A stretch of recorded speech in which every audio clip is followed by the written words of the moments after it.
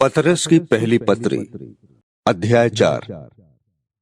सो जबकि मसीह ने शरीर में होकर दुख उठाया, तो तुम भी उसी मनसा को धारण करके हथियार बांध लो, क्योंकि जिसने शरीर में दुख उठाया वो पाप से छूट गया, ताकि भविष्य में अपना शेष शारीरिक जीवन मनुष्यों की अभिलाषाओं के अनुसार नहीं, वरन परमेश्वर की इच्छा के अनुसार व्यतीत करो।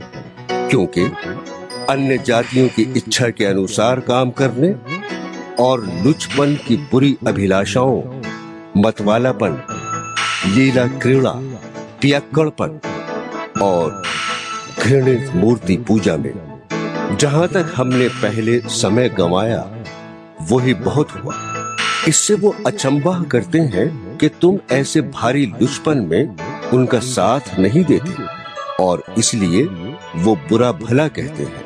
पर वो उसको जो जीवितों और मरे हुओं का न्याय करने को तैयार है लिखा देंगे, क्योंकि मरे हुओं को भी सुसमाचार इसलिए सुनाया गया कि शरीर में तो मनुष्यों के अनुसार उनका न्याय हो, पर आत्मा में वो परमेश्वर के अनुसार जीवित रहे।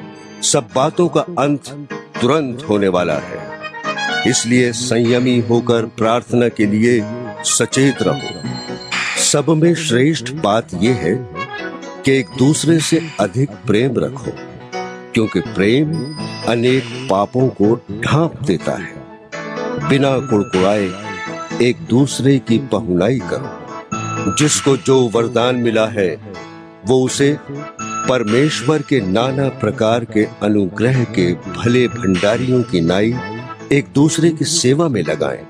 यदि कोई बोले तो ऐसा बोले मानो परमेश्वर का वचन है। यदि कोई सेवा करे तो उस शक्ति से करे जो परमेश्वर देता है, जिससे सब बातों में यीशु मसीह के द्वारा परमेश्वर की महिमा प्रकट हो। महिमा और सामर्थ्य युगान युग उसी की है। आमीन।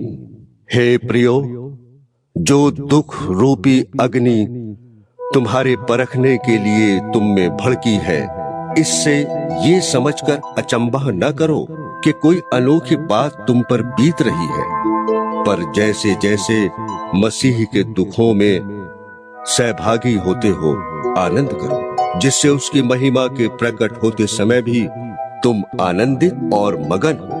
फिर यदि मसीह के नाम के लिए तुम्हारी निंदा की जाती है तो धन्य हो, क्योंकि महिमा का आत्मा जो परमेश्वर का आत्मा है तुम पर छाया करता है। तुम में से कोई व्यक्ति हत्यारा या चोर या कुकर्मी होने या पराये काम में हाथ डालने के कारण दुख ना पाए, पर यदि मसीही होने के कारण दुख पाए तो लज्जित ना हो, पर इस बात के लिए परमेश्वर की महिमा करें, क्योंकि वो समय आ पहुंचा है कि पहले परमेश्वर के लोगों का न्याय किया जाए, और जबकि न्याय का आरंभ हम ही से होगा तो उनका क्या अंत होगा जो परमेश्वर के सुसमाचार को नहीं मानते।